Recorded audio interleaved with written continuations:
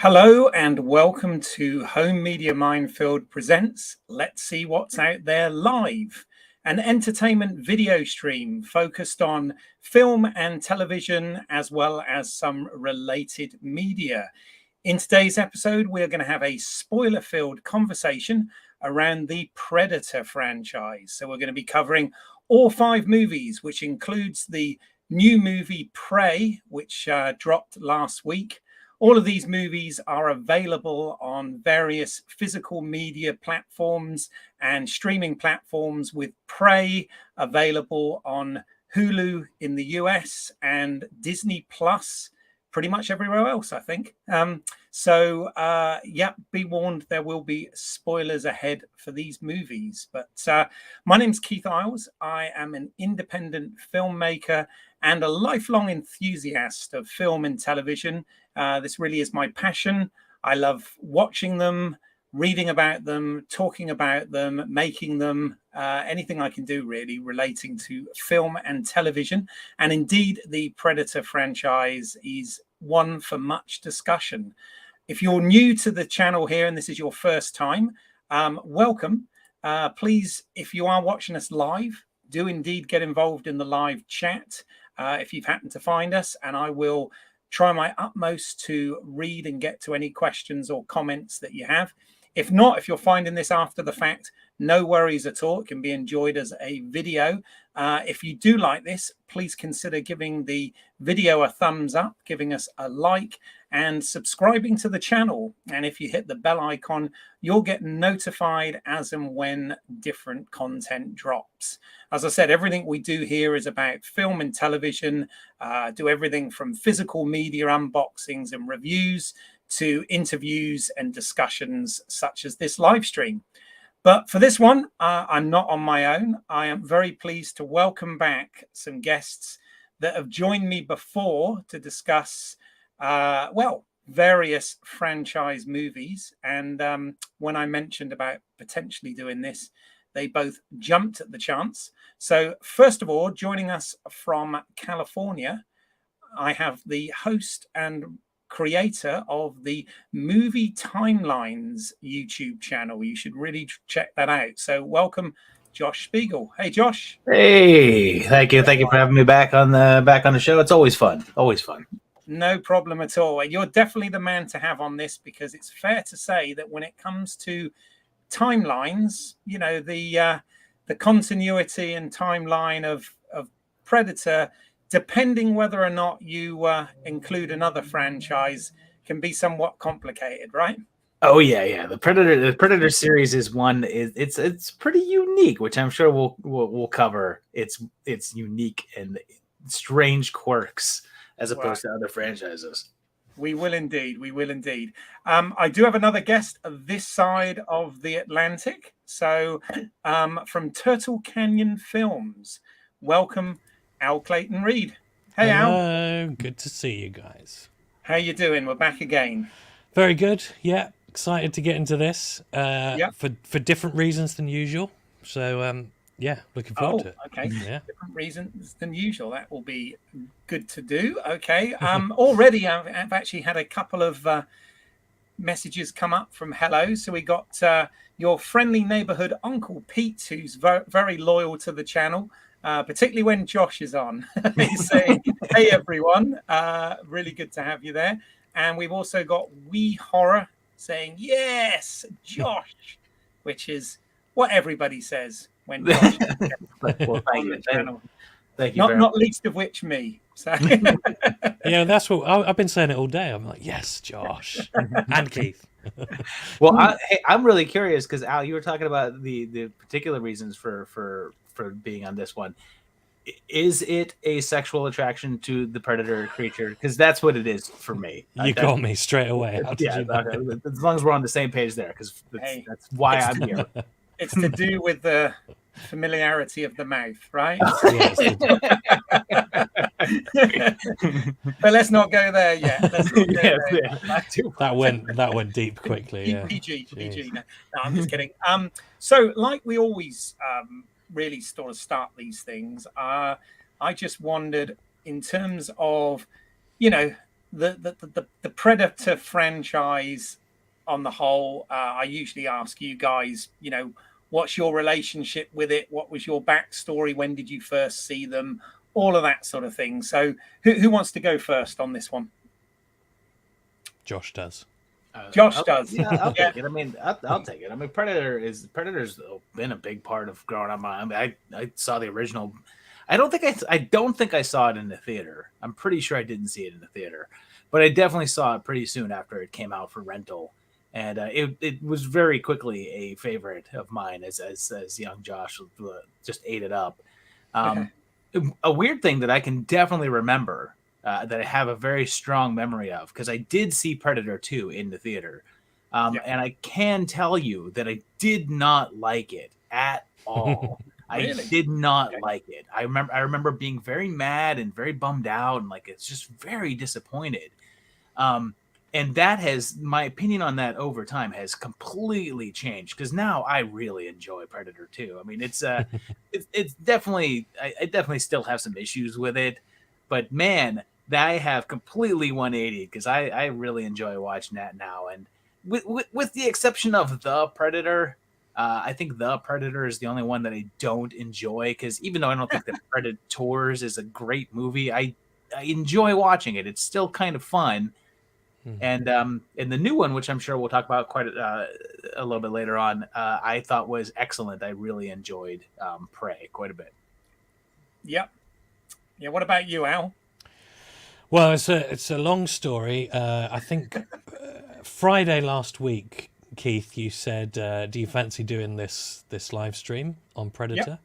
And often when you've asked me in the past, it's usually been like 2-3 weeks ahead, and I like to watch all the films again and get up to date. So I thought, yeah, I'll do Predator. That sounds good. And the reason it's a bit different to the last one is I hadn't seen any of them until this weekend. In their entirety. Wow. Okay. But when you said that, I was like, well, there's an excuse to watch. And I did include AVP and AVPR. So it's been quite a loud weekend.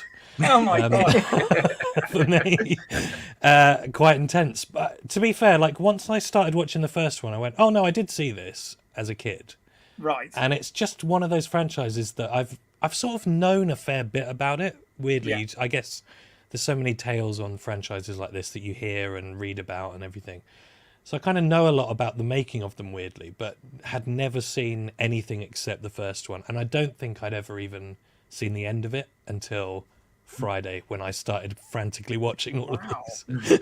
Okay. So yeah, I'm here to learn as well as hopefully inform.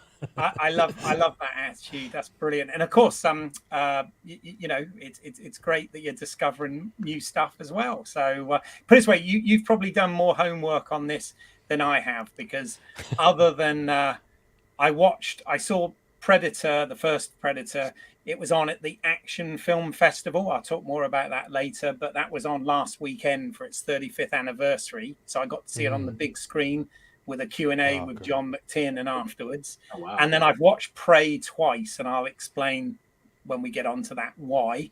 For me, I've always, until Prey, I've always sort of said the same thing about the Predator franchise as I do the Alien franchise and the Terminator franchise. Is I love the first two, or I loved the first two films, and beyond that, even though there were elements that was good, I found them problematic, to say the least. Spoiler here, but Prey for me has kind of put it back on track after I thought the Predator was a complete dud, which I'm sure we'll get onto as well. One of the things that, when I was thinking about putting this together, though, in fact, when I was doing the slides, one of the things that kind of amused me and I realized, as I thought, so far, most of the streams we've done have been talking about slasher films. We've talked about Halloween, Friday the 13th, Texas Chainsaw Massacre. We've talked about the Scream trilogy, the Scream franchise, not trilogy, franchise, and all of that sort of thing. And I was thinking about it. Predator is kind of unique in so much as it really is a cross and mixed genre film or series of films, because essentially you've got what is a slasher creature movie on one hand, mixed with a sci-fi element, bundled into an action and adventure format. So I think it's quite interesting that Predator kind of straddles those genres. Do you guys agree with that?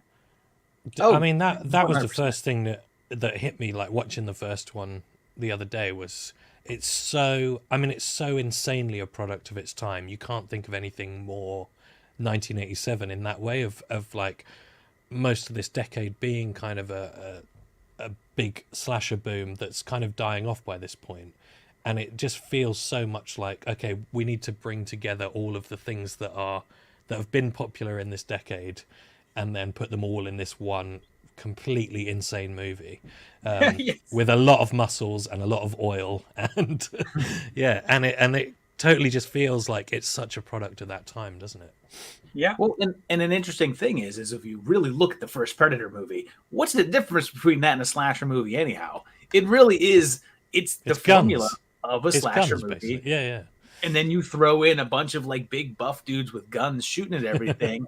So you throwing in that action element, but then you just throw in a gigantic mandibled vagina face monster for your sci-fi fix. So it's got like all of this like cross. Yeah, absolutely. Switching up the genres. Yeah. And I think that's one of its strengths. But I've got a few comments. I did promise I'd read the comments out. So friendly neighborhood Uncle Pete has said, I love Predator 2 almost as much as the first one. Even Predators is fun to watch. Davini 13 says, I love Predators. The Predator was a mess of a movie. Prey was very good. That's again from friendly neighborhood Uncle Pete.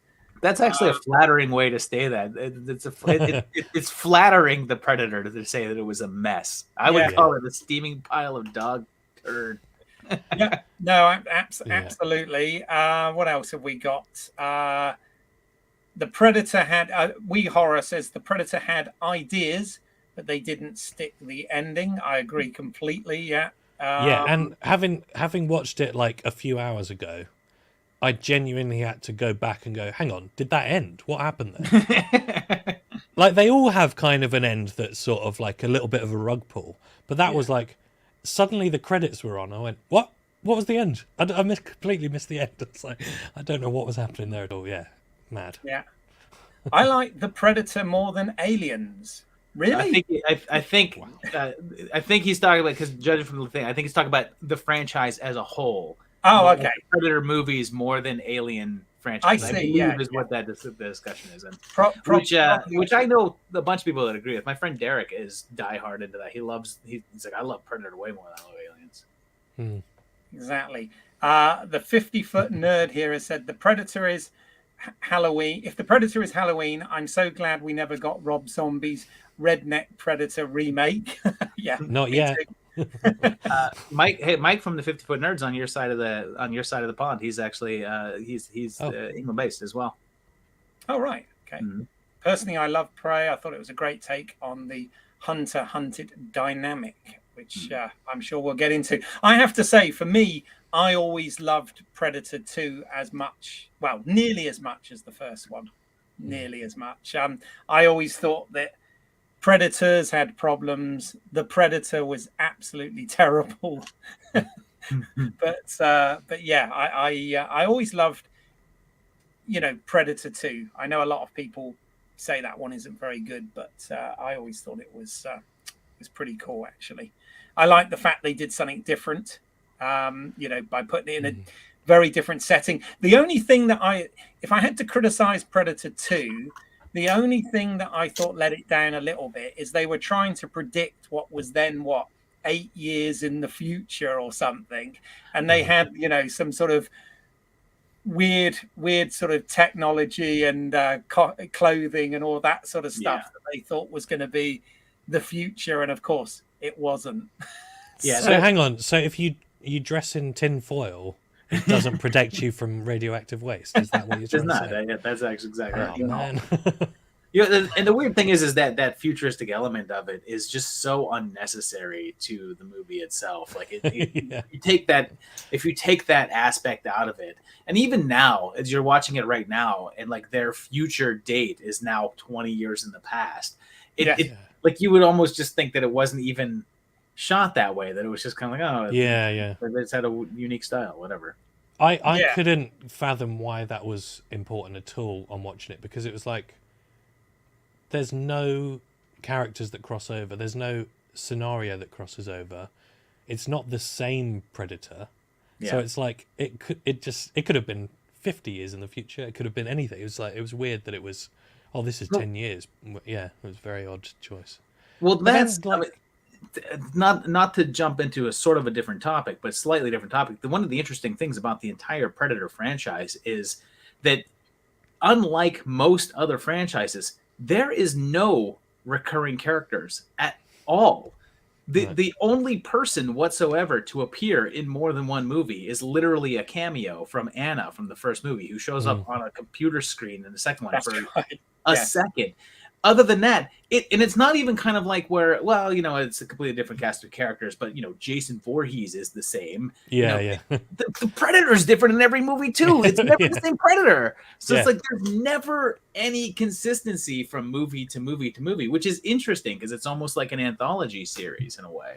Yeah, and I think what it gives you, especially with Predator 2, I felt like Predator 2, unlike a lot of sequels to most of these franchises, really does feel like a true sequel, in the sense of, we told a story about a thing, and now we're going to tell you another completely different story about that thing, and they kind of get away with that. Whereas, like you said, Josh, like you think about so many of these other franchises, often a sequel is sequel in name only. It's sort of a remake of the last one, but with slightly more people in it usually.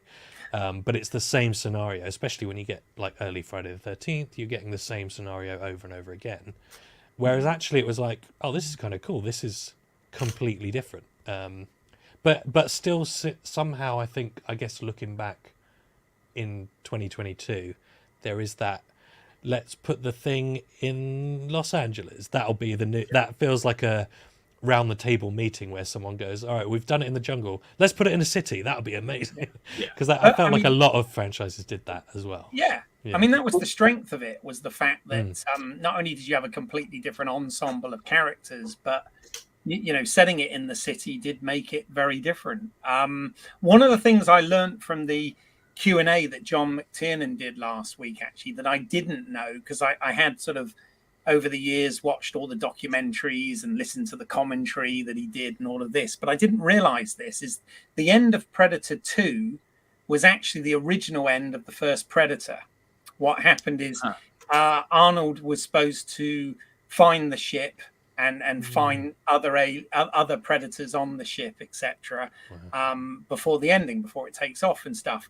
But what happened was they had run over on the schedule, and Arnold basically said that he needed to get back home. His wife was giving him grief or something, and he needed to get back, right? So the producers came up to McTiernan and was like, what, we need to sort this out. And he was like, no problem, I've got a way of ending it. And that's where he came up with the whole bomb thing, and because that came from a nightmare he had while he was on the production or something. So he says it was a recurring nightmare, and he ended up making that the end of the film. So then the writers, Jim and John Thomas, basically transplanted the end of that to the end of Predator 2, which I thought was quite an interesting story that I hadn't heard before. So there you go. I thought I'd share it here.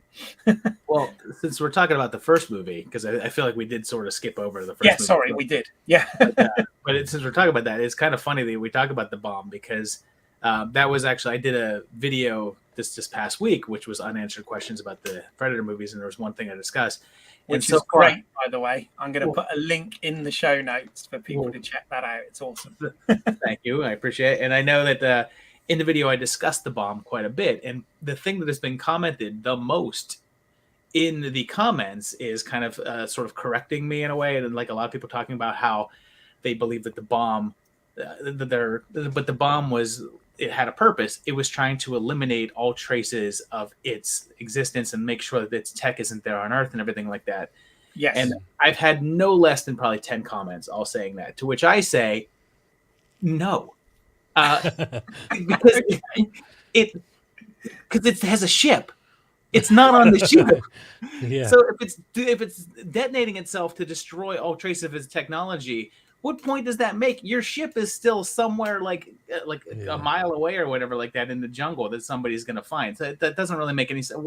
What technology are they going to have? Your little wrist thing? That's a little bit less interesting than somebody finding, I don't know, a freaking spaceship.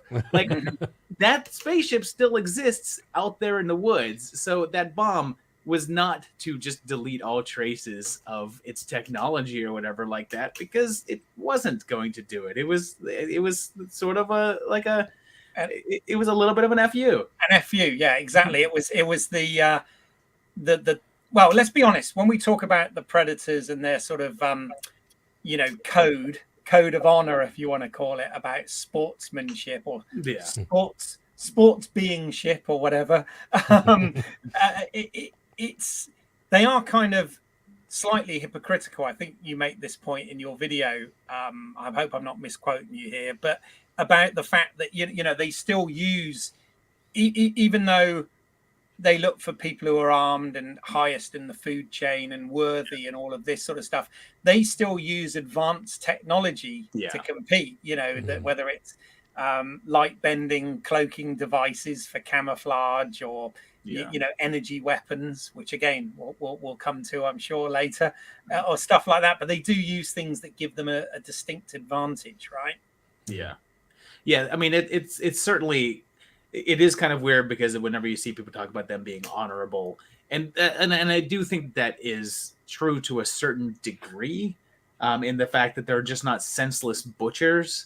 But they're certainly not sporting. Like it's not no. Things are not on an even keel. But it's as sporting as a human hunter is to a deer. It's that kind of a notion. Where I felt like that seemed to be like a part of certainly the first two. I felt like there is a lot in there of those kind of bigger questions that are in the first two films, around that stuff. I think it gets lost somewhere in the middle, but I do feel like it's those kind of questions have come back into Prey, which I really enjoyed, like putting them all together over the weekend the way that I did. It was like, oh yeah, where did that all go? And then it was back, and I was like, oh, that's good. Yeah, these are they do have a kind of higher purpose. I think the script writing in the first two is very good in that sense. The dialogue, maybe not so much, but well, oh, sorry, go ahead. Sorry, 50-foot nerd here, but I was always under the impression that they were dropped off by a ship and picked up once the hunt was over, which, I mean, possible. I think that's been the case in a lot of the films, hasn't it? So, I mean, this was just a story McTiernan said about how he got over a scheduling problem, but who knows? Things get forgotten in 35 years, don't they? So, It's a good story. It's a good story. Okay. I really, with the first one, I was like, I think because I didn't have that strong affinity to it when I was younger, I was worried that I wasn't going to like it that much. But it's funny that I really did enjoy it. But there are things that I think that you gloss over as a child when you watch films like that. No one in it seems to be trying to act well in the first one. And I think it's fine because that's the kind of movie, that's the kind of era that it was. But it's like when you sort of come at it a bit fresh, you're like, what are these choices for the characters? They're so bizarre. And Arnie, like, I mean, he's never really acted as a human being that well. So what makes him such a good Terminator is that he actually does appear to be robotic. And then when you sort of make him try to be a human in films like this, I'm always just like, it's weird, isn't it? It's weird. Well, except twins. Except twins. Let's not disparage twins, damn it.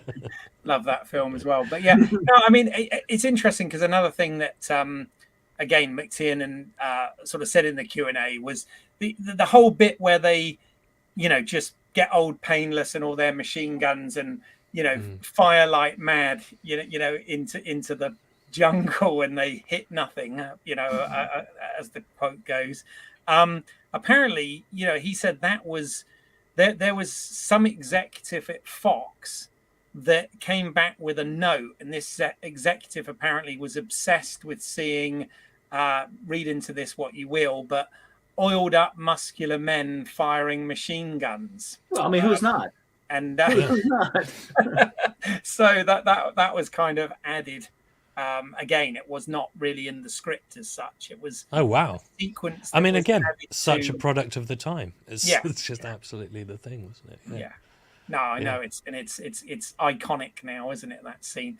All right, I'm going to throw a bit of a spanner in the works here a little bit then, and it goes into a little bit of some of those things we were saying. So, that was a rough cut. That was a rough 4 hours. Yeah. So, I mean, are these connected, or is it a separate timeline, continuity, whatever? I mean, Josh is the expert. I was going to say, in your head canon, Josh, do these line up? Or I know it doesn't make sense with the Alien franchise based on some of the choices Ridley Scott made for the prequel films, right? But yeah, I mean, what do you think? I mean, I made a big deal about this in that video about how really canon doesn't totally matter and it's whatever. But I will say that in my personal take on the franchise is that the AVP movies are not in the same universe as the Alien movies, but they are in the same universe as the Predator movies. I see no reason to have them not be in the same like continuity as Predator. And I mean, even as I showed the spear with the alien tail on it does show up in the Predator. It's there. So it sort of anchors it a little bit to those in terms of that. But I do think that those are in the Predator universe, especially because the Predator universe is so disconnected to each other anyway that having it in there, it doesn't really affect anything. So why not? Yeah.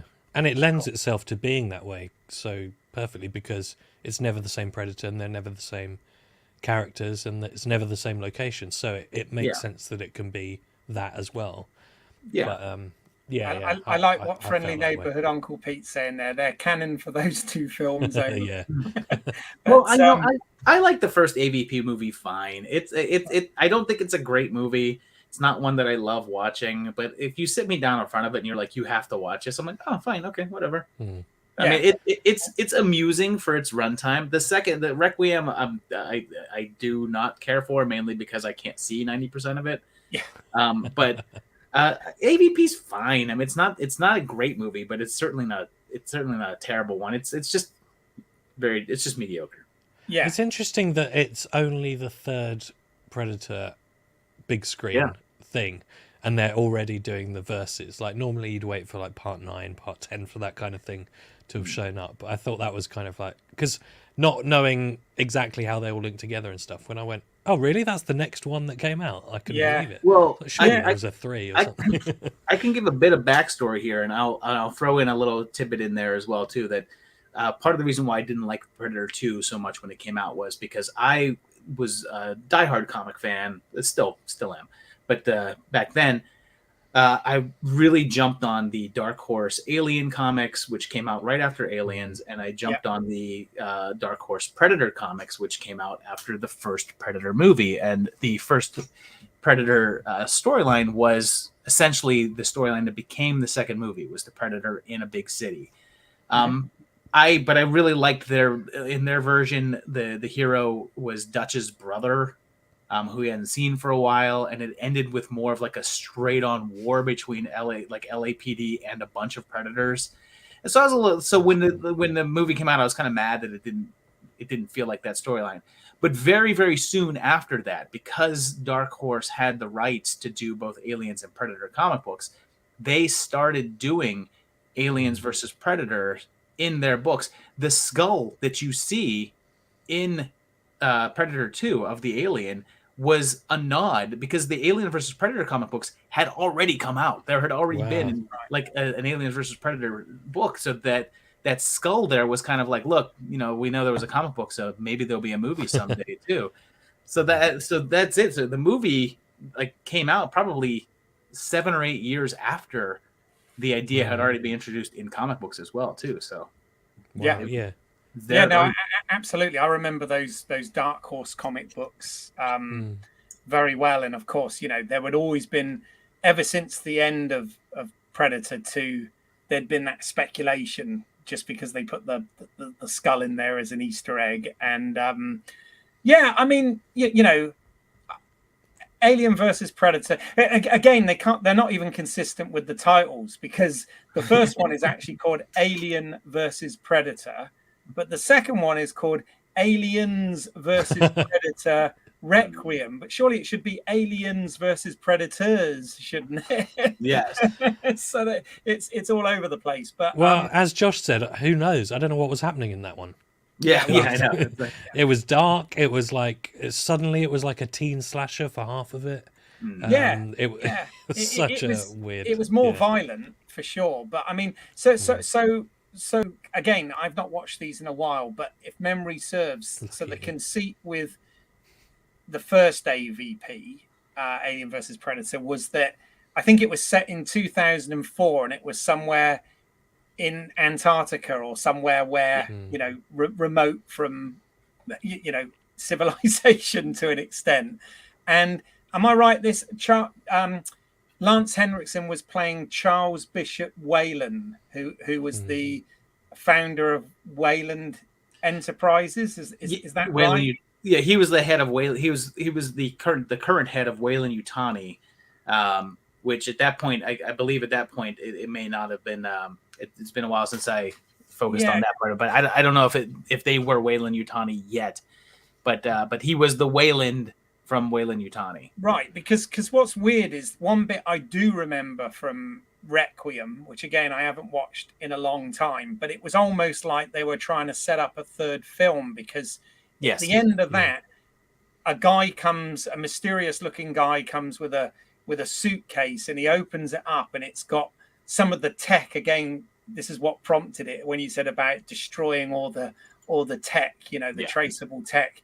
Comes with I think the laser cannon and something else, and he shows it, and there's a woman, and he says Miss Yutani. Is that right? Have I got that right? That is, So was that sort of the idea, to have a third film then, where that company merges and creates technology that leads to the Alien films? That is 100% the plan. The brothers, the Spirit Brothers, I think is the name. I can't remember, but the guys that made Requiem, they did have a treatment, and they were trying to get another one off the ground, and that if Requiem had been successful, they would have made a third one. But their plan was to have the third one be about using that technology to develop space travel, and I guess that they said that it was going to lead up to them sort of working with a ship that they were going to create called the Nostromo. So they were trying to tie it directly into the first Alien movie, which obviously never happened. Right. I love when that stuff, it's sort of so painfully disappointing, because when they do that stuff and they talk about that's what was going to happen, you're like, oh, that would have been really good if any of it was good.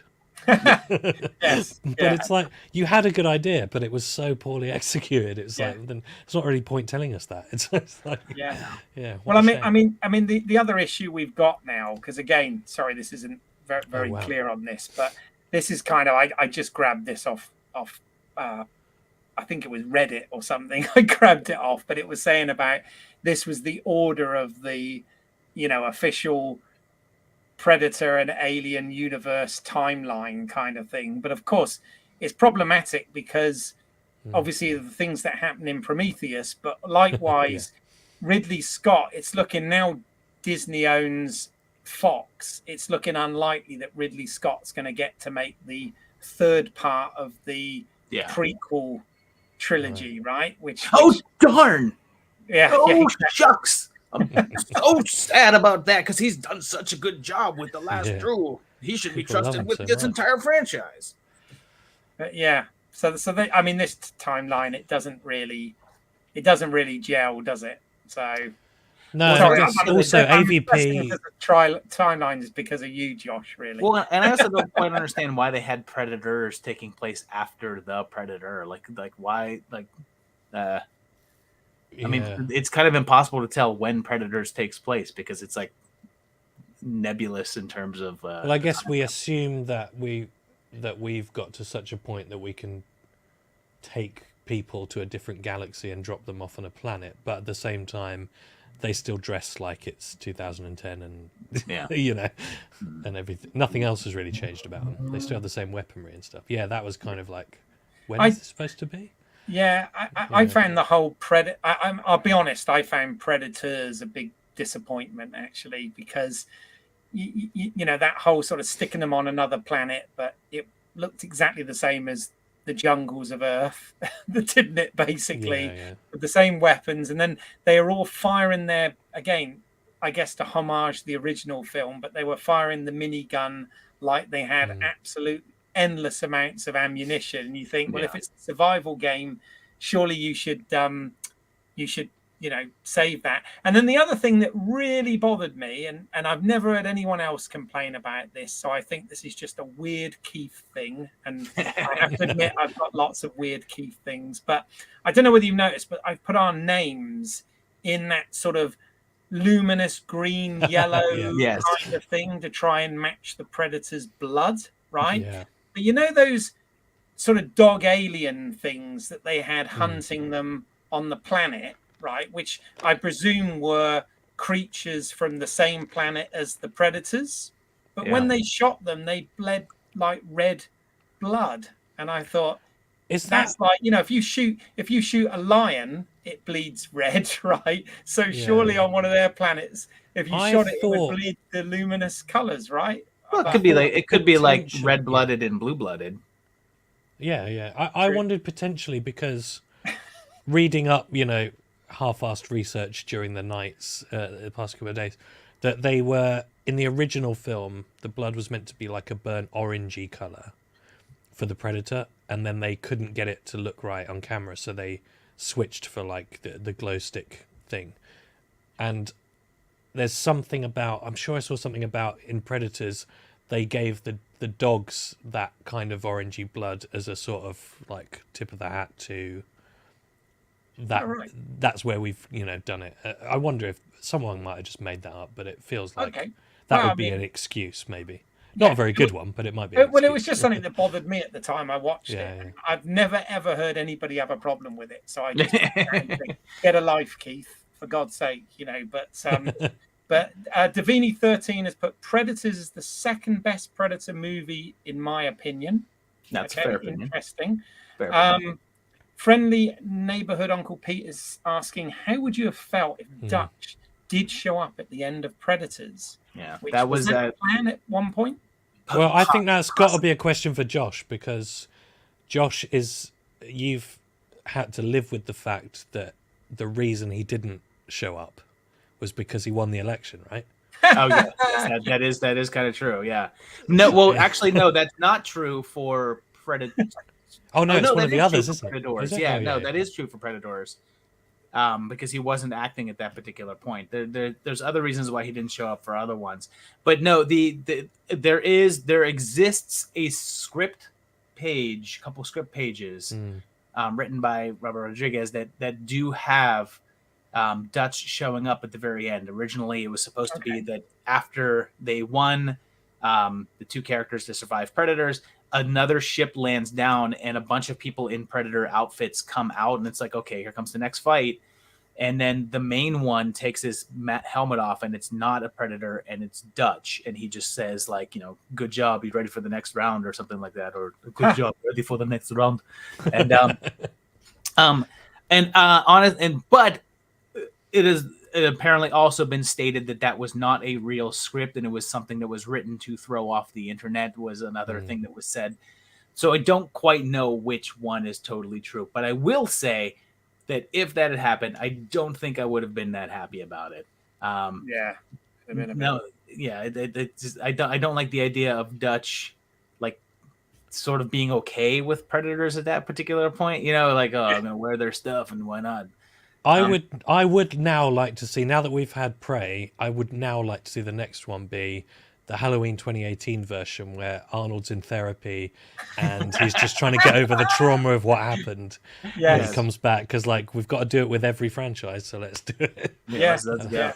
He's wearing a cardigan and we'll come on to that. Is it true? I might have got this from one of your videos, Josh, actually, as well, that the Lawrence Fishburne character out of Predators was at one point going to be Danny Glover's character from Predator. It was going to be Harrigan. Yeah, that is true. Originally, he was supposed to be. It was conceptualized to be Harrigan, because the character's name Harrigan was supposed to be that character. But very early on in the process, Danny Glover was not available or wanted more money, or for whatever reason, the reason why he did not do it was not clearly specified, but he passed on it. So they changed it. They changed the character pretty dramatically, because if that character was where Harrigan ended up at, I'd be pretty ticked off with how they treated him. But from what I gather, everything about that character was altered after Danny Glover said no. Also, how kind of timeline would that have been? Like, yeah, that's true. Yeah. That would have been what year was? He's like 400 years old. I don't understand. I know. Oh, that's crazy. By the way, Tom Wade is piped in here, and fair comment. Maybe the dog creatures are not from the Predator home planet. And then where are they from, Tom? The best way to look for it. Where are they from, Tom? You have the same face, damn it. They're weird. Yeah. No, I would just say about. Sorry, go on, Josh. I agree. It's very possible they could be from another planet, or they could have been genetically grown by the predators from some other sort of base animal. Who knows? Yeah. I know it doesn't matter, and I need to just get alive. Right? What were you going to say, Al? I was just going to say, like, Predators in general, I really enjoyed the first half of it a lot. Like, it felt like, I think also because I watched it in order release, so I did 1, 2, then AVP 1, AVP 2. So by the end of Requiem, I was like, oh man, this is rough going. And so when Predators started, I think it's one of the best, like, openings of them all. That it's just you're so, like, immediately dropped in. You have no idea what's going on. It feels kind of like the original again with the jungle and everything, but you know something's off and it's a little different. And I kind of thought the characters were pretty good, but I think it was kind of like after Fishburne showed up, I was like, I'm getting a bit bored now. It sort of just got a little messy for me, but it was one of the better ones, I thought. I agree, Al. I agree with that 100%. Damn it! Yeah. By the way, I've got some rankings. I just want to do those before I move on to the next bit. So, friendly neighborhood Uncle Peter said he would put Predator as number 1, Predator 2 as number 2, Predators as number 3, Prey as number 4, and The Predator is crap. So, and Davini 13 has put Predator movies ranked, in my opinion, number 1 Predator, number 2 Predators, number 3 Predator 2, number 4 Prey, and number 5 The Predator. So interesting.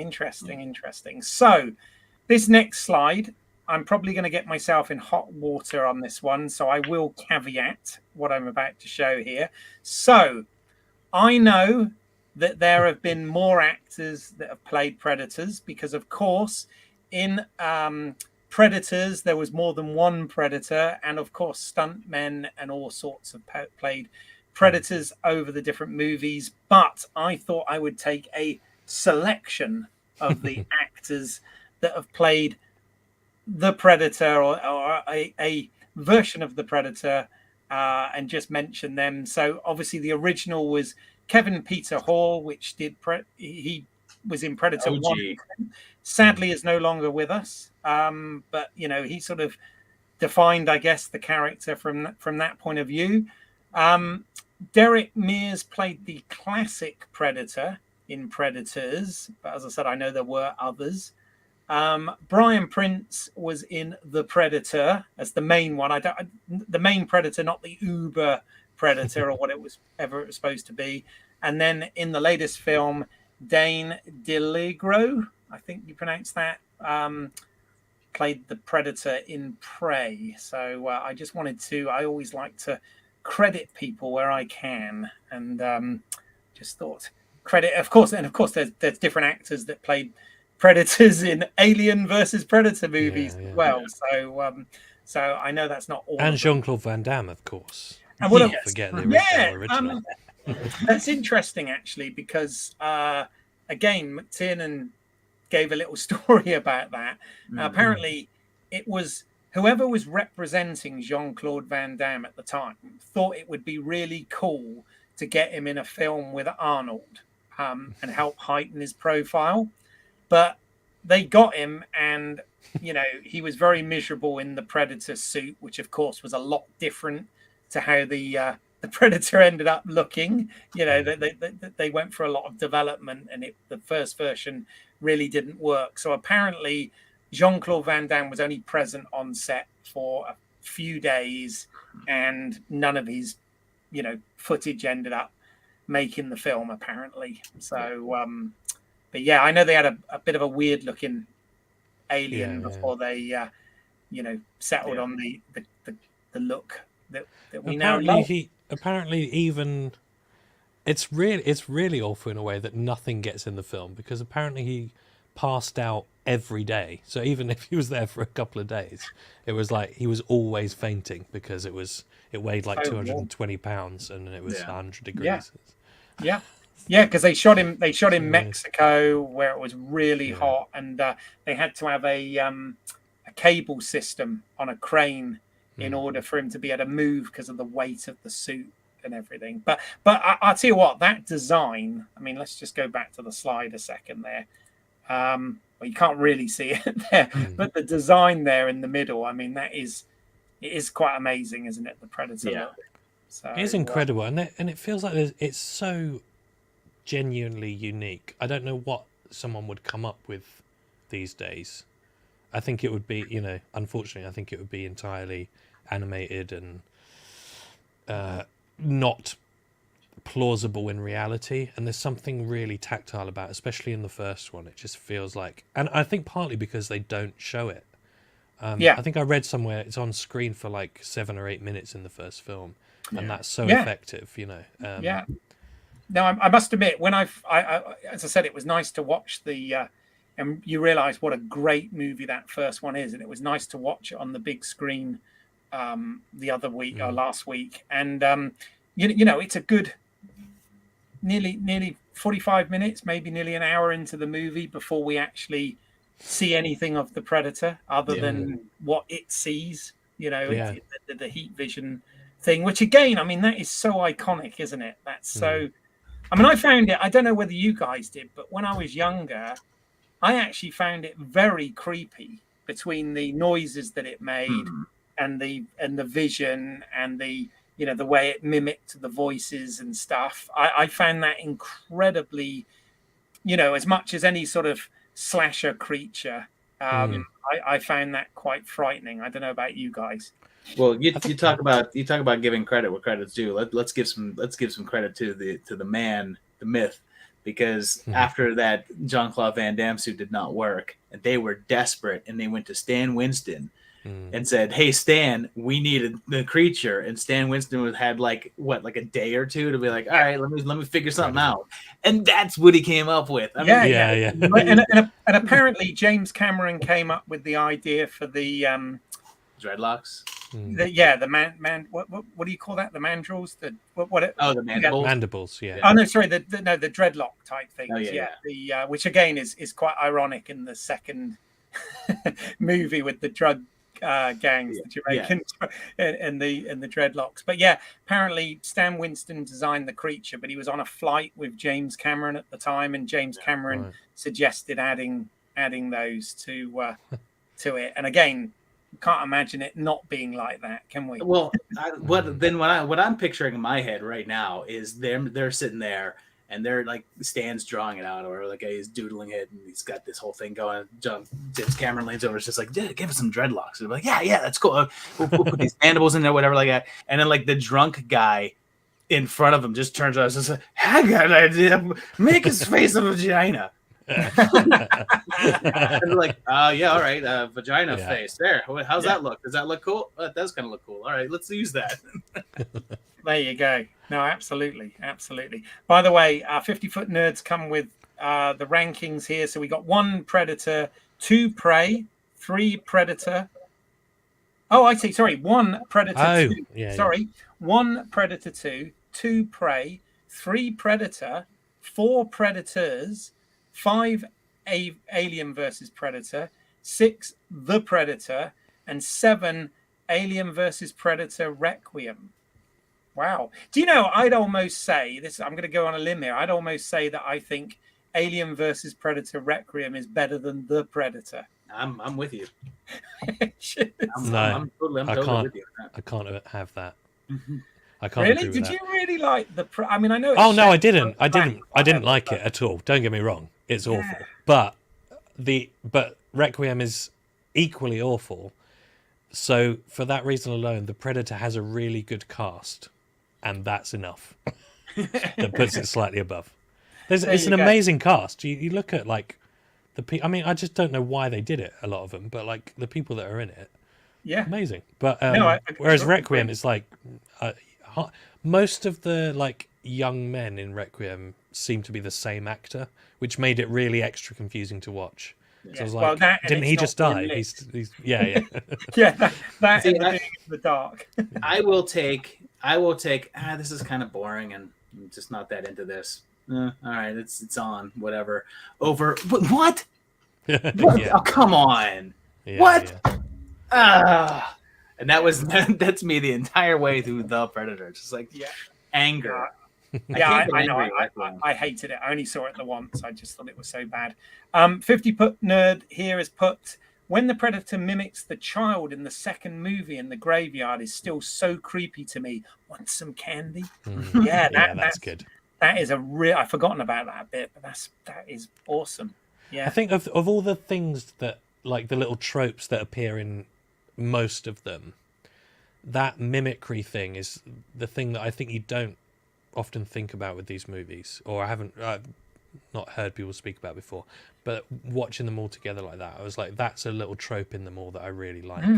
And it's always that leads one of the characters to kind of just do that look around for it, and that's that every time that's done, even in the bad films, that's like a nice moment of like, oh, that's kind of a cool little creepy, that feeling of like I'm being watched but I don't know what is going on, and that seems to always follow the little mimic thing. So I like those little things that come back now and again.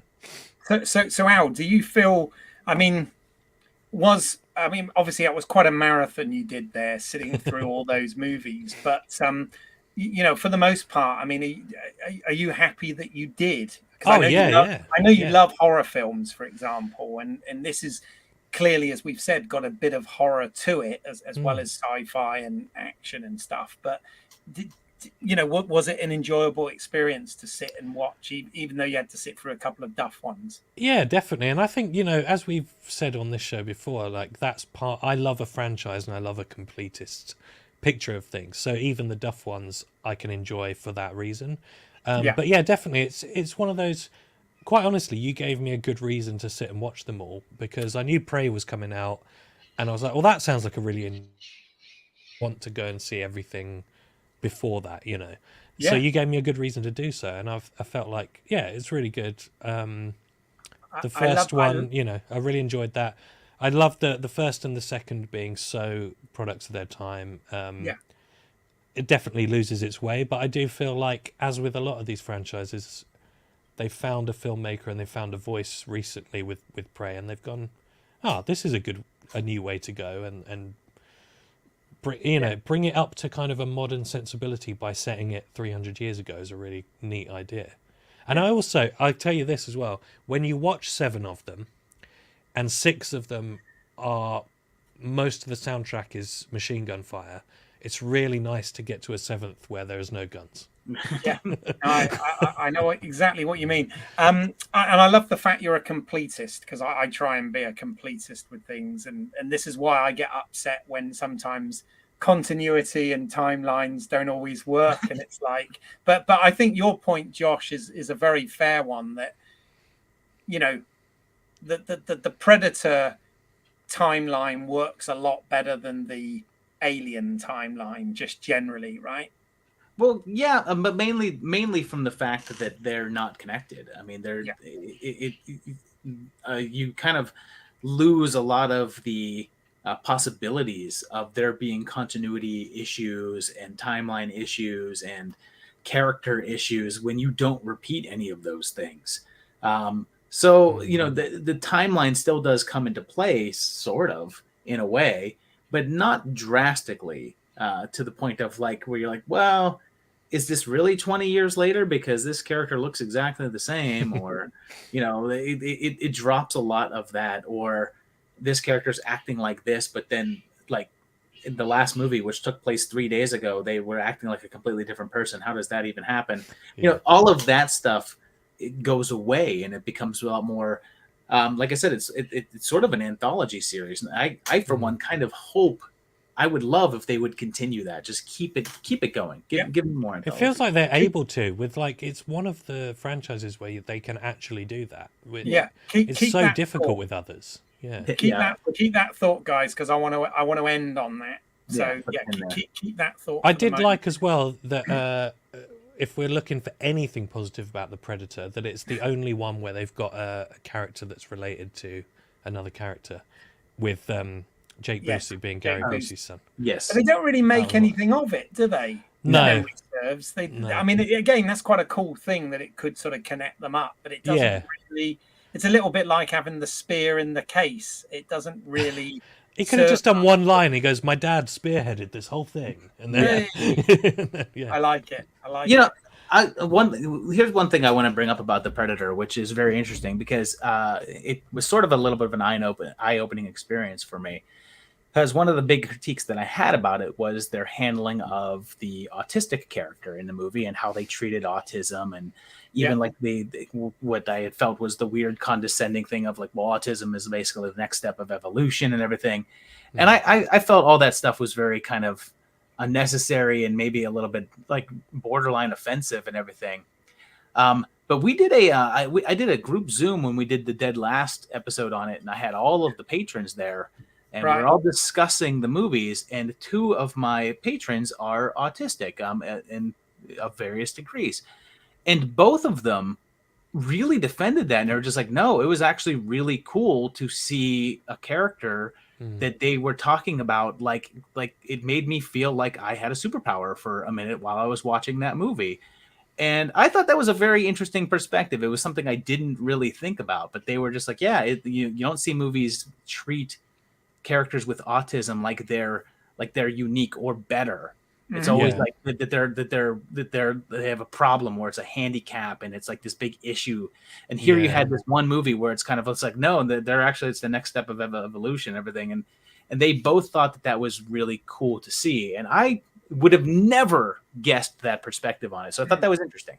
Yeah, I kind of felt that with the kid as well. I was like, that's really, it felt like, hopefully this has been done tastefully, and so it's nice to hear that it just feels like it's such a waste because it's such a bad film otherwise. Yes. And also they also have a character, another neurodivergent character who's got Tourette's, who they constantly make fun of. So it's like, which side do you feel? It's like, oh, it's fine to make fun of him, and he's like the butt of all the jokes, and even like Olivia Munn's character constantly calling him insane and like he's a freak and all this stuff. So it's like, I agree. I mean, generally I like Shane Black's work, and I thought the Predator had some interesting ideas, and certainly, like you said, some of that stuff they set up. But unfortunately, like the third act, it just completely shit the bed, didn't it? With all that nonsense with them hanging on to the top of the ship and sliding around and fighting, and then that, and I still don't even really understand what that end bit with the exoskeleton suit kind of armor thing, I was like, what the hell's that about? You know, and it was just, I don't know, I just found it, and it was a real trope at that point. When was it, like 2018, or I'm trying to think how many years ago it was, but it was a real trope that suddenly all of the franchise movies had to have an uber version, a super version of the creature. You had it in Jurassic World, you know, and that nonsense, and you had it in this, and it was just, I don't know, but but don't be crapping on Jason X though. Come on. Yeah, well, it was good in that, but yeah. Well, but you even sort of had that in Predators, where it was kind of just like, well, here's this is the regular Predator, but you know what? But we're not fighting that. We're fighting these maxed out versions of them. I forget what they call them now. They're not renegade versions. They were they had a different name or whatever for those Predators. But yeah, they were like a different. Like there was basically a race war on the Predator planet, and like these guys were one race and these other ones were a different race. So even that movie suffered from that a little bit. So, but the Predator just took that to the next level, and we're just like, well, but now it's going to be a big fake thing. Yes. Which nothing made me appreciate that original Predator design more than seeing a big stupid CGI version. I know, it just looked crap, didn't it? Oh, hold on a second. Just looking at the, this is quite interesting. So Friendly Neighborhood Uncle Peter said, here's a unique question for Predator. How did the city Predator know the ending to the "You're one ugly mother" line? Well, I mean, who doesn't know that line? I mean, he saw the movie.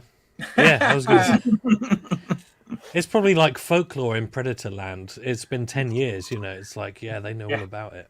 Yeah, they're like joking about it up there, like teasing it, because they're like, dude, do you remember that time that guy on Earth called him an ugly mother? Do you remember that? Oh my God, that was so silly. Do they have that? Obviously, they don't in Prey, but do they have that in every other movie? It's in every other Predator movie except for that one. Maybe not Requiem. In AVP, someone, because it's the only PG-13 one, they had to say "ugly mother" and then a noise went off. Oh, right, which is like the classic. Which they did in Predator. In one of the Die Hards, don't they? As well, in Predator, it's in Russian. Oh yeah. Really? That was quite a character good one. says it in Russian when the Predator is about to kill him. Interesting. And then in The Predator, is it Olivia Munn says to something, what a beautiful motherfucker. Yes, like, that was the only good bit of writing in that, I think. It's so funny, isn't it? It's so funny the use of fuck now as a word in it, you know, on things, because I remember, I don't know whether you remember this, when Die Hard, I know we're completely jumping to another franchise here, but you John just McTiernan mentioned it out, but when Die Hard was on television, the yippee-ki-yay motherfucker line. One of my all-time favorite TV dubs. Yeah, well, it was actually changed to yippee-ki-yay Kimazabi, right? Which no, okay, more that's problematic now, right? Than the fuck line. Well, that's a different one, because the most famous one is the TV version of Die Hard 2. He says, "Yippee-ki-yay, Mr. Falcon." Yeah, amazing. Really? Okay. Yeah. I just know that. But, I know in the first one, I think they do that because they're talking about Roy Rogers and the Lone Ranger or something, and he says that. But obviously, you know, the irony is in today's world, that's probably worse than the original line. Yeah. It's funny. But there is one of the Die Hards, I think it was 4, that was like PG-13. Yeah, and so he says mother, and then a car crashes, and says, as far as I'm concerned, there's only 3 Die Hard films. You know. Yes. Anyway, when are we doing Die Hard? Yeah, I was going to say that's a whole nother thing. That's a whole nother episode. So before we get on to Prey, because obviously we've been going an hour already, just sort of generally chatting about the Predator franchise. We obviously want to talk about Prey, but before we do, is there any other things you want to add about the those other Predator / Alien / movies or whatever? Anything more that you want to sort of say, unless it's referencing something from Prey, which we'll do. No, I mean, I'll just point out that it's, with the exception of the Predator. I take it back because of AVP Requiem. It's generally a pretty consistent franchise. I mean, it's like it's one where you sit down and I don't get that mad about watching really any of them. I mean, except maybe The Predator.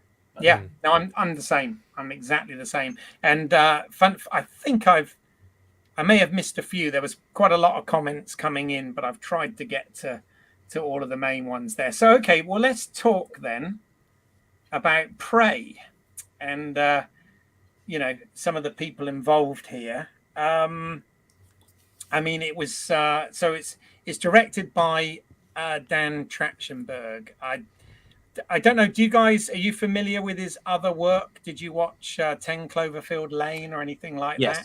Yeah, and he's involved in The Boys, isn't he? Did he co-create that, or he directed the first episode. Oh right, yeah. Right, yes, the premiere episode, of The Boys, and he's also done some other bits and pieces on TV. I think he did a Black Mirror episode as well. Yes, that's right. Yeah, he did a very good Black Mirror episode. Yeah.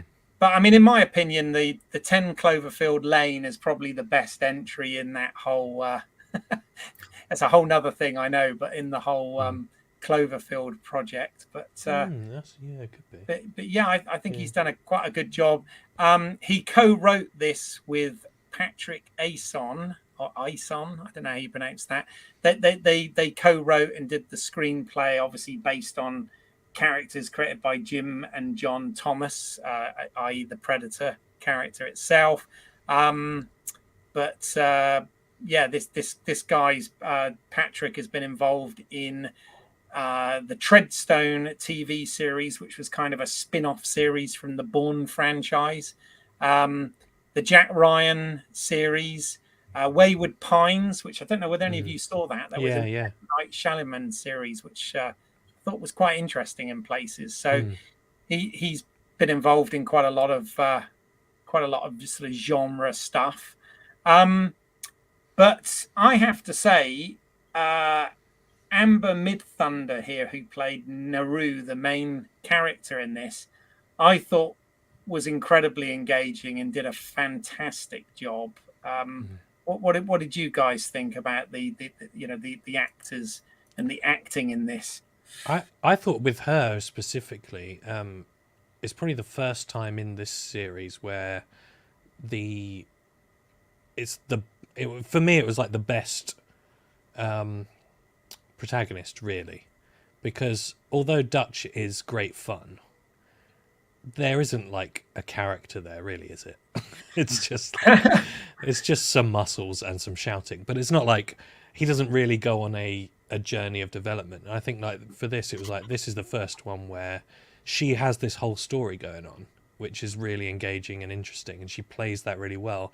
And then the Predator sort of on top of that, which is much more, I guess it's actually more like, I suppose, a good slasher final girl in a way. It's like someone who's got to go on this journey. Whereas like for most of the protagonists in this series, it's like they're just thrown into it, and by the end of it, they haven't really changed that much. They've just managed to survive. Whereas for her, it felt like, oh, she's actually gone on a journey and come out stronger on the other end a bit more. So I really it's interesting that the Predator becomes the prey, isn't it? Hence the sort of the sort of dual meaning title thing there. But yeah, I mean, what about you, Josh? I mean, just sort of generally, what were your sort of thoughts on the performance in this one? I thought the performances were pretty solid. Although I will contradict, because I will say that I felt as if Dutch actually did have at least a modicum of character, because although most of it came out in the beginning with his interactions with like I can't think of the character's name now, but he did have that groundwork. I don't think that he went through a journey and like had like an arc really, but I thought that he had somewhat of a character. But Naru definitely was a more well-rounded character and did have a pretty clear arc from the beginning to the ending. Performance-wise, one thing I'll point out, and I know this is nitpick, and this is not like a slam on the movie. It did take me a little while because I was taken aback a little bit, because they're characters from the 1700s, but their manner of speaking and their tones and kind of their phrasing felt very modern to me. So it kind of took me aback a little bit, because it's like, they're just acting like they're in 2022. So that took me a little bit, but then I realized it was I mean, just the fact that they're speaking in English in the for the first thing, also is so as soon as you realize that they're translating what they're saying into English, but they're also translating their manner of speaking into a more modern thing, so you get it. Also to relate to it, which again, it took me a bit to soak that in. No, that's fine. Distracted by it first. I think if Robert Eggers had made this film, he would have gone with traditional dialect. Yes. Well, I'm really pleased that both of you have brought that up, because that's something I want to talk about here. Because first of all, let me just start by saying, I think it's an absolute crying shame that this film is not available to watch in theaters on the big screen. Yeah. I mean, Looks recently I saw on the big screen The Grey Man, which is that Netflix action movie with Ryan Gosling and Chris Evans. Do you know the one I mean? Yeah.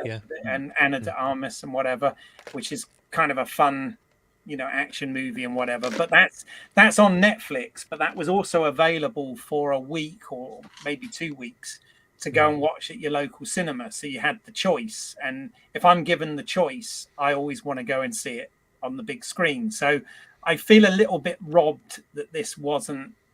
I know there was some press screenings, which sadly I didn't get invited to, but other than that, there was no opportunity to see this on the big screen. And I think as far as the cinematography and the audio and everything goes with this, it should be seen on a big screen. So I was disappointed about that. But with regards to the whole language thing, I'm glad you brought it up, because I wanted to mention. So I've actually seen this twice. And the reason I've seen it twice is certainly here in the UK on Disney Plus. One of the things that they do, which is really good, is there are 2 versions of the film available. The standard version that you click on and plays is the English language version, which is the one I guess we've all seen, where yes, they speak in English, and to put us in the with the character of Naru, when we hear the French, the fur hunters and whatever speaking, there's no translation, there's no subtitles, so we're with the character, and unless you speak fluent French, we don't necessarily understand what they're saying.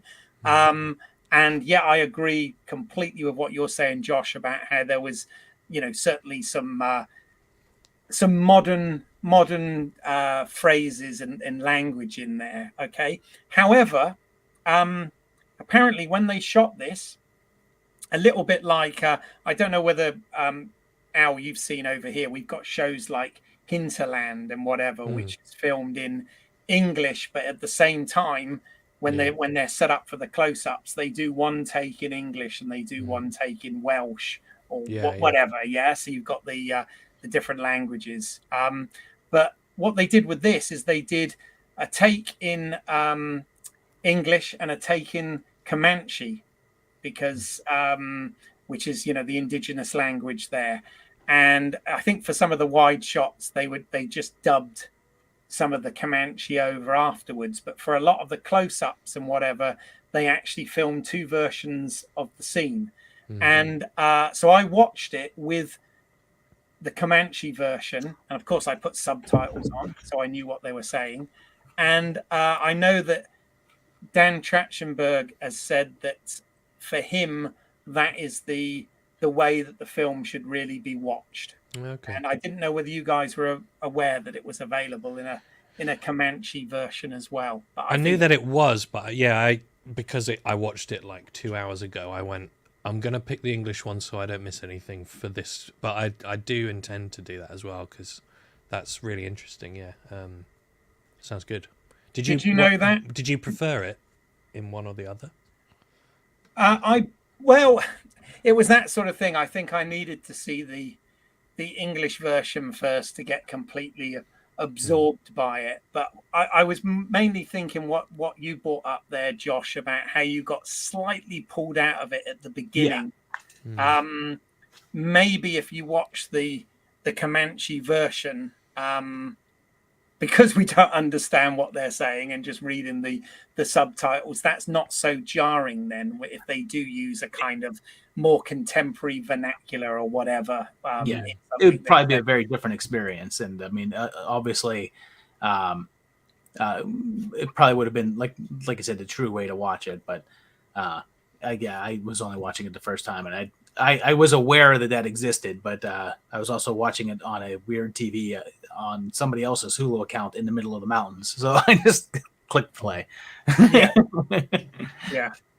No, it's good. As I said, I enjoyed it both times, but I do think it's I love the fact that Disney have made that available, and I assume that that's the same on the Hulu platform as well.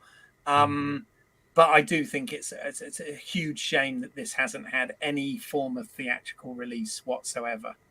I think that's a real missed opportunity, and I'm sad that they didn't do that. But anyway, that was I have a feeling that with all of this fallout that's happening right now with Warner Brothers and the HBO Max thing, I have a feeling we're about to start seeing a lot less movies premiere directly on streaming.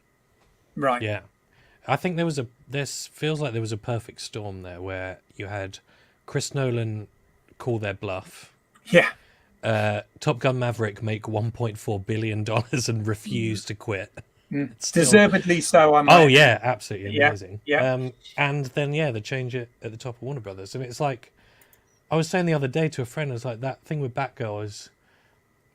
I feel I'm like really split down the middle with the Batgirl thing, because I was like, that's so awful that someone's made this film and put all those people put work into it, and someone can just go, not going to release that, just forget it.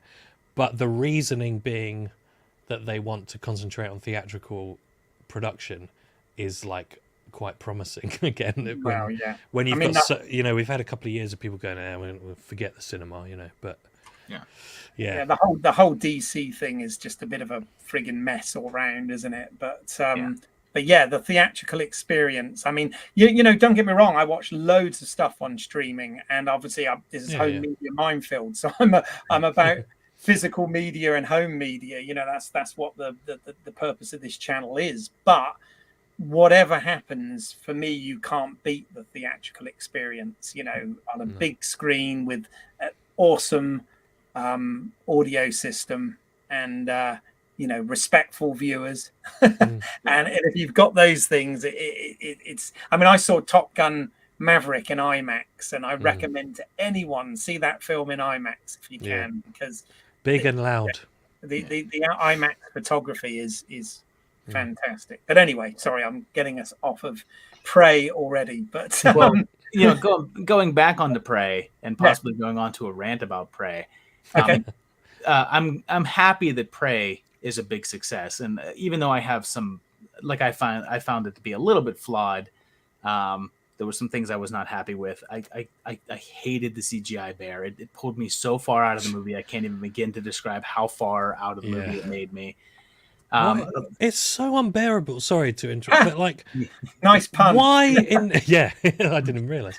Why in 2022 are CGI animals looking worse than they did 20 years ago? I do not know, especially because there are so many of those shots that they could have used a real bear for. I know that wrangling a bear certainly is not an easy task, but what's also not an easy task is completely making CGI artists work 500 hours on a fake bear that looks less convincing than a real one. It walks like this. I also was very distracted, and again, nitpick for sure, but I was very distracted by the overwhelming amount of CGI blood between the human characters and the Predator itself.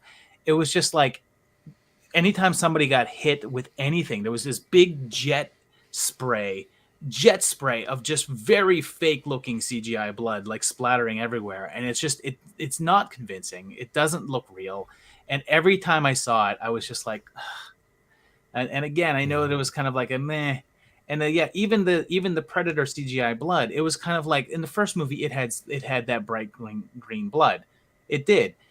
This Predator apparently bleeds so much blood that anytime you cut it, it has it lets off a pint onto the ground and onto the trees and everything. It's like, how much blood does this thing have? It's just when they do it CG, I think they feel the need to overcompensate and have it be like everywhere, and it's just it very distracting. And the only other thing that I would say that kind of like pulled me out a little bit and distracted me from the movie is I felt as if the ending, and I don't necessarily want to give like bold spoilers about the ending, but her methodology of taking the creature out once and for all, I felt was a little bit too foreshadowed, and it was kind of like, we know that we know. So when they end up using that as the method of finishing the film, it felt a little bit like, yeah, okay, cool. They did what I figured they were going to do. And I was kind of flustered by that, because how does that thing not know how its own technology works? Yeah, that's true, yeah. I guess I kind of overlooked that just because I was like, okay, well, again, because her character had to go on that arc to learn that bit, it felt like, well, yeah, we know it, but she has to learn it. So it felt kind of more satisfying that she did, I suppose. But yeah, I know what you mean. The thing I like about it is that over the course of the movie, in the beginning of the movie, she's very scattered. She's not very competent. She has the skills, but she's not focused. And as the movie goes on, she strategizes and plans a little bit more, and she's more thoughtful and plans things out. Whereas the Predator is the completely opposite. By the beginning of the movie, it's very strategic. It's thinking about things. It's planning everything out. But by the ending of it, it's just flailing about. So I get why I understood thematically why it makes sense that it wasn't thinking about the fact that this thing could harm it, because it was so intent and scattered at this particular point that it was just like in rage mode. And I get it, and it works, but I just didn't find it to be that satisfying as a viewer. Yeah, sure. Yeah, okay. I get that. I know what you mean. Friendly neighborhood Uncle Pete has actually asked, based on what you started with there, Josh. So he's asked Al and myself, what did we think of the CGI green blood? It was a miss for him. What did you have issues with that, or was it just? I hate it. I hate it. I've just, as Josh kind of said, I think with Josh, you kind of made a really good point that when things can be done in CGI, often they get done because they can. It reminds me of that line from Jurassic Park about just because we could doesn't mean that we should. Yeah, and that comes for all the Jurassic Park sequels. Yeah, exactly.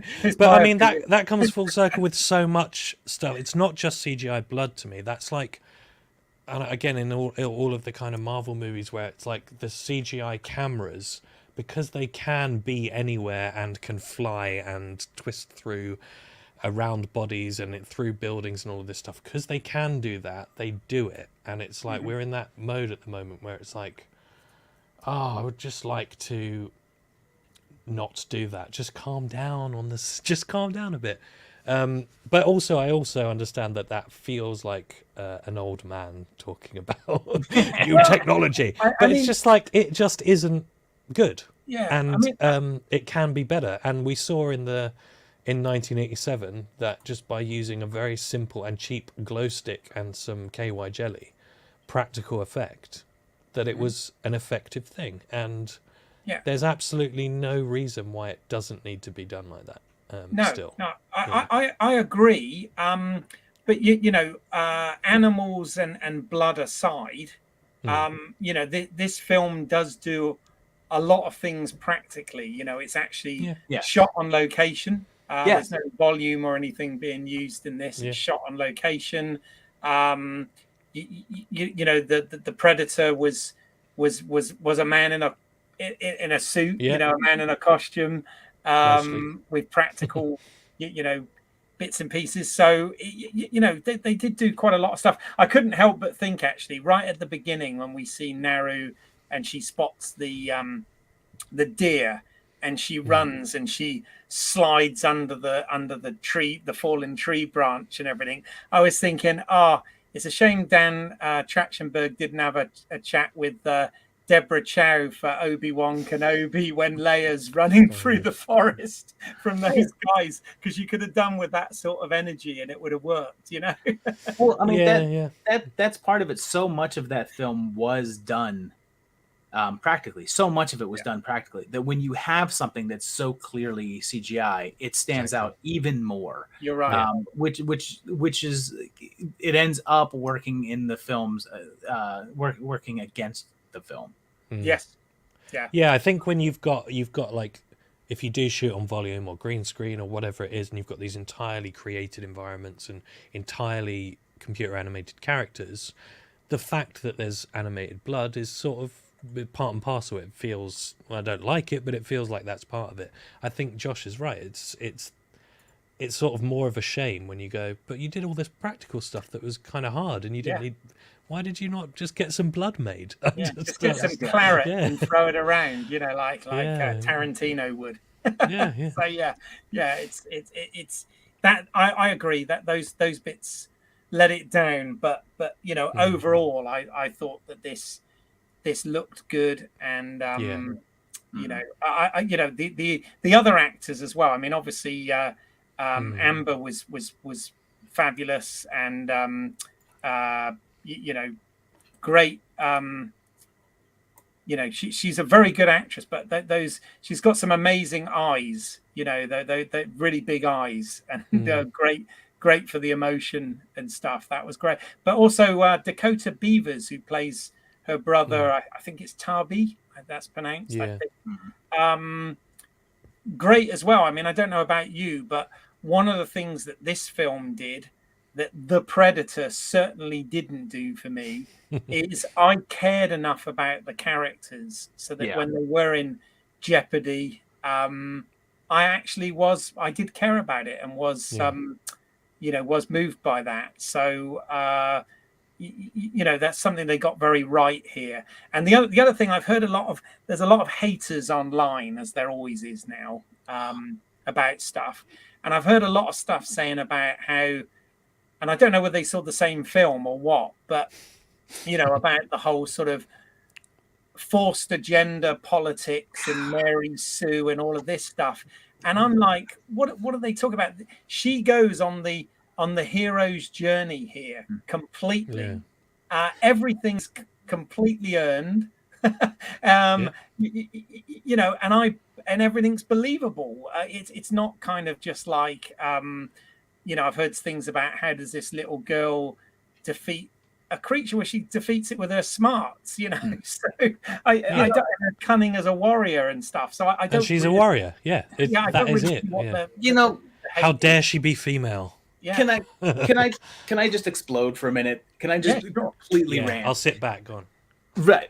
Here's the thing. All right, I didn't mean to start this. These people will never be happy. They will never be happy because it's like if you take a character that is not a straight white dude and you replace it and you put another character of any other race or gender or anything like that, they're mad. So that and they always just say, well, then make your own character. Okay, so you make your own character. They're still mad. You make a movie about Native Americans and you cast Native Americans. They're still mad. It's you give them a character that's a female that just is just naturally good at everything, kind of like, I don't know, any other male character in any other movie, like Luke Skywalker, who was a farm boy, but then suddenly is able to fly fighter pilots and blow up Death Stars, whatever.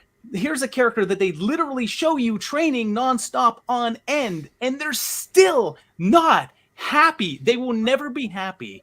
No matter what, there will be a million excuses. No matter what, if you have any character that doesn't fit their tiny little worldview of the person that they want to see in the front of a movie, they will find a reason to complain about it. And they're never in good faith.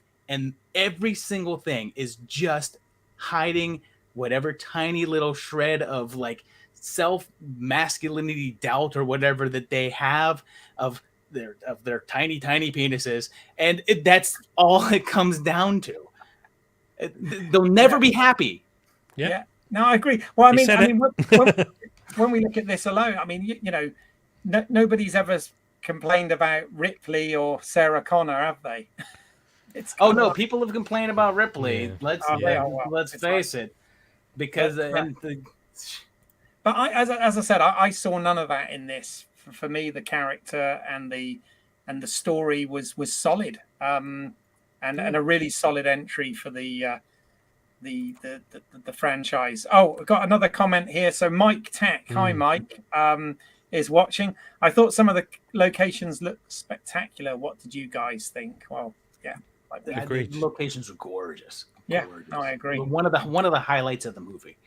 Yep. Yeah, and really well photographed. And again, it just comes back to like, why did we have the CGI be so bad? Yeah, because you had really nice things to photograph really nicely. Why did you do that as well?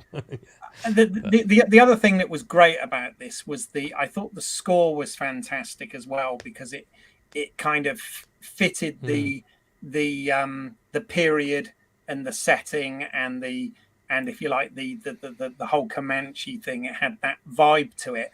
The only thing I missed, and I don't know whether you thought this, is the one thing I liked, which Alan Silvestri did in the first two Predator movies, is when you get that ominous little sort of drum sound before the Predator turns up. And I kind of wish that they'd managed to work that into this. I again, it's nitpicky, but do you guys have any thoughts on that? Because I think that's quite iconic for Predator. Sort of, but I kind of also liked that they they're almost making a statement by saying we're not going to do that, because it would feel like a little reference point rather than authentic to this story.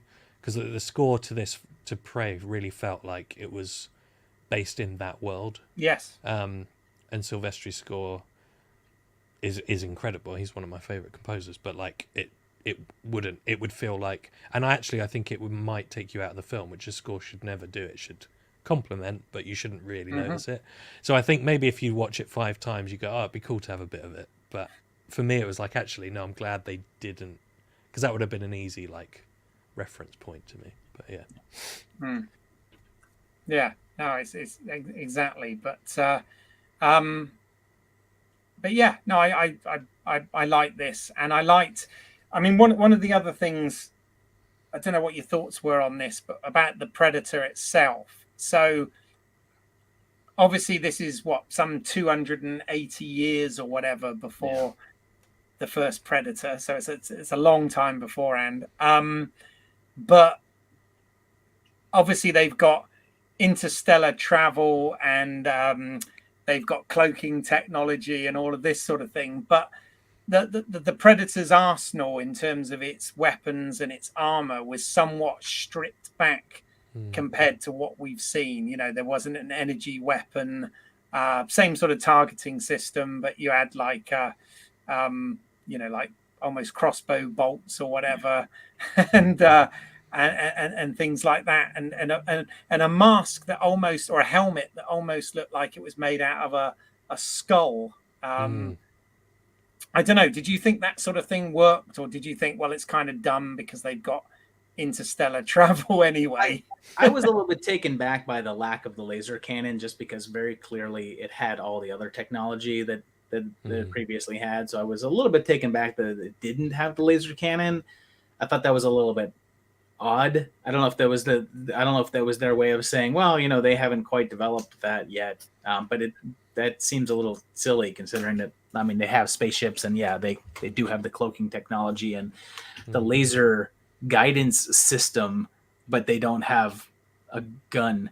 It seemed a little bit odd to me, but although it really didn't, that didn't distract me too much. I just kind of felt it like, whereas we have hunters that will hunt deer with a gun, but you also do have hunters that choose to hunt with a bow. I just simply accepted in my head that this is just a predator that chooses to hunt with a bow instead of a rifle, in essence. So that I think is a pretty easily overlooked thing. Although I will say I did not see the need for the face redesign, and I did not like it, but it wasn't terrible. No, absolutely. Just looking at some more comments here. So Tad says, this wasn't the Predator's first time coming to Earth, just this one. I enjoyed it, put it fourth after 1, 2, and Predators. But dude, I've seen a couple people say that online. Is there anywhere in the movie that they try to say that this is the Predator's first time on Earth? Because some people are saying that it kind of contradicts Aliens versus Predator, which said that they've been around for thousands of years. Yeah. I don't think there's anything that specifically says that. The only thing that could, I guess, make people think that is the fact that you see this predator looking at the food chain on Earth.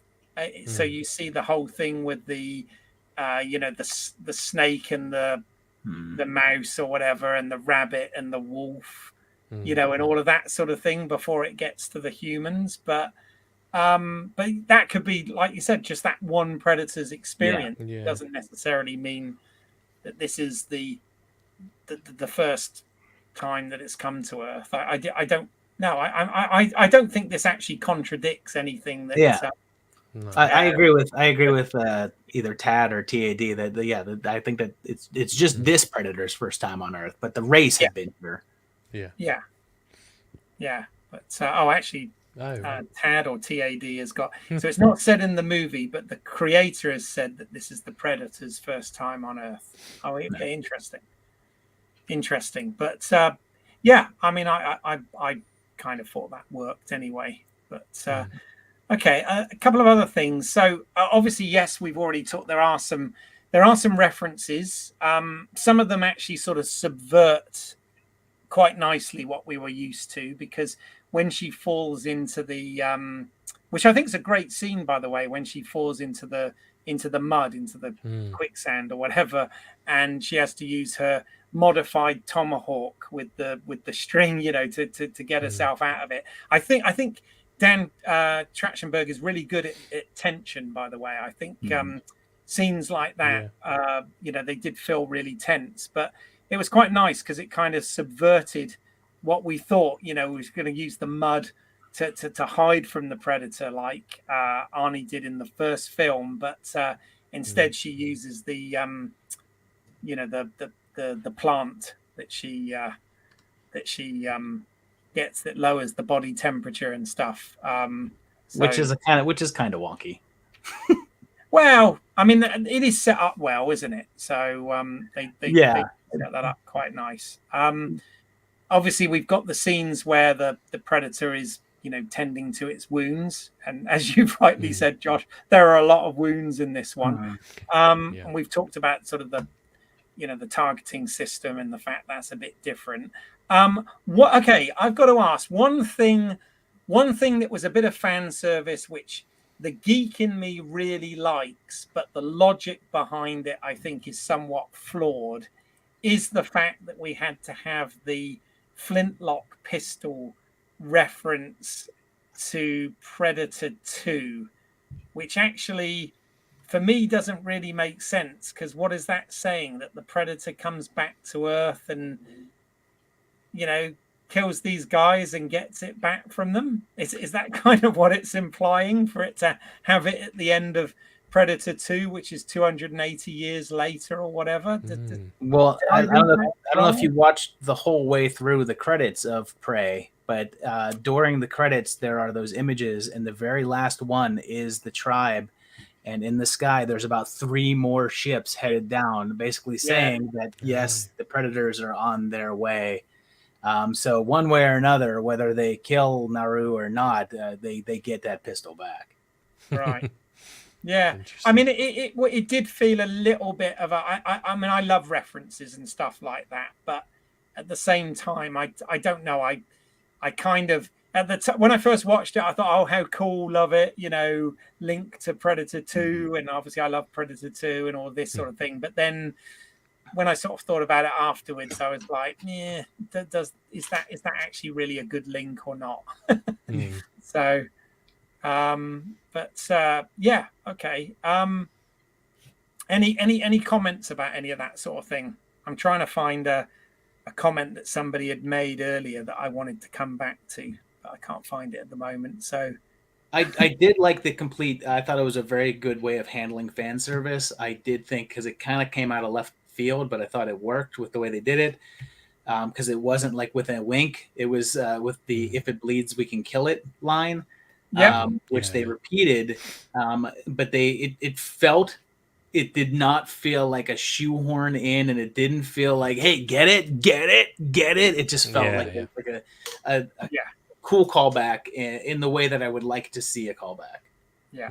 Here's the comment I was looking for. So give me Predators at sea, Predators versus Pirates in old-timey Navy. But, you know, it's something that I said to you guys, you were starting on earlier, and I said, let's save that towards the end. But, I do kind of want to finish on this, actually, is do you think then, I mean, my personal opinion, I think as long as it's set before the 20th century, you could have a load of, you know, adventures taken part in different time periods in different parts of the world in this sort of format. Do you think that would work in terms of extending the franchise?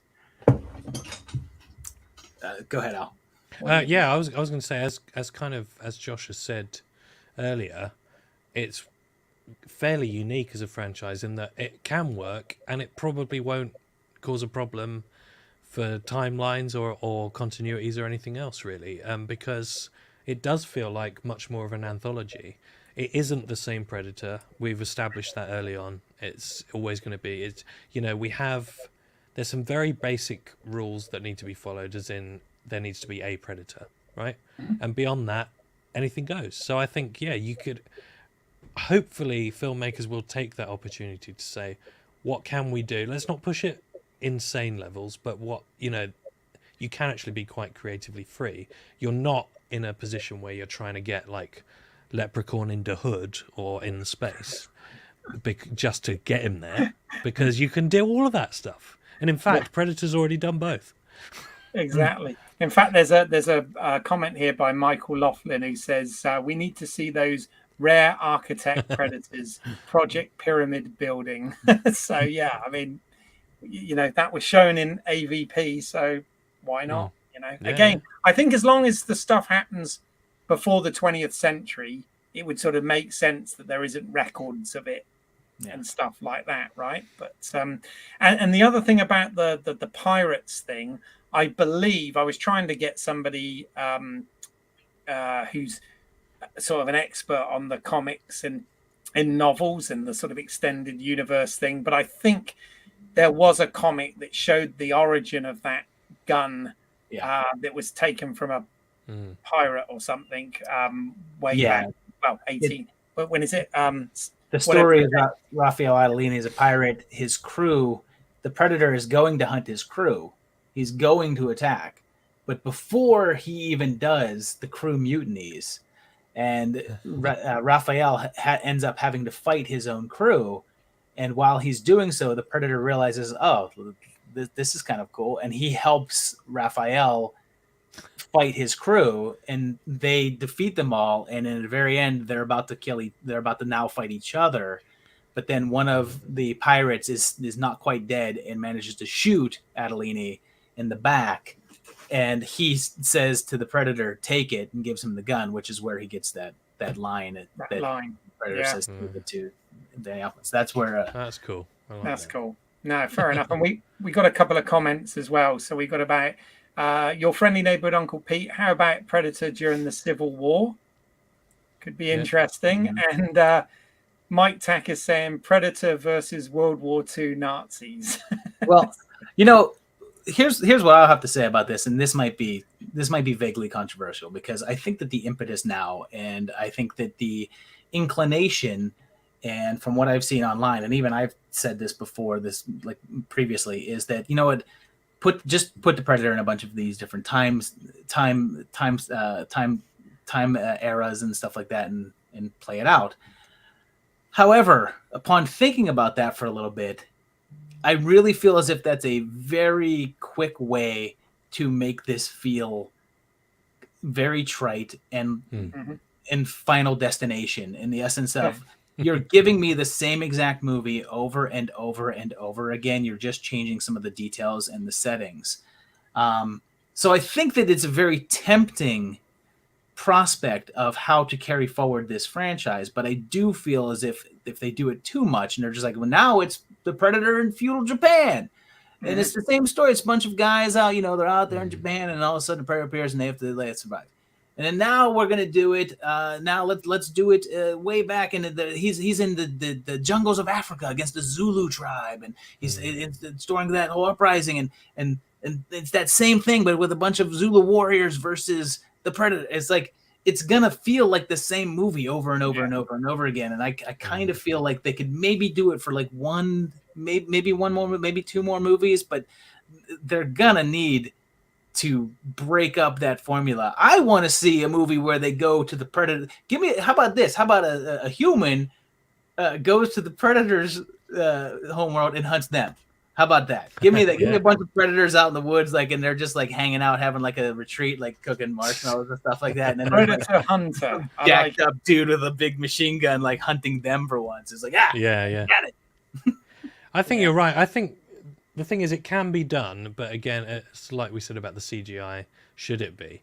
But I think it can be. But I think what's important is that Prey works not because of that. This is what filmmakers and studios get wrong so often, is they go, oh, the reason people like that is because we stuck Predator in that time period and it works. It's like, no, that's not why people like it. People like it because you've got really good characters, the stakes are high, there are things to be said. It's a story set 300 years ago, but it's got quite modern themes that are cleverly hidden in the writing. But if they do, as Josh has said, which they probably will do, just go, let's just stick him in another place, it's going to get old very quickly. But if they do that, if they use that as a basis, but they hire good writers to write important stories with this as kind of the backdrop, then it can be good, I think. Yeah. No, I agree with you both. I mean, it can, if they keep redoing this same formula, it's going to become very trite for sure. The problem is this has been successful, and it's Disney, and Disney want content for their platform, and we know that we know from other franchises that they will absolutely milk it dry if they can. So I have no doubt that because of the success of this, we're going to see a lot more Predator stuff moving forward. I think so. I just hope that there's enough noise about stuff these days where people will say, okay, but why was it good? Let's not just do it straight away.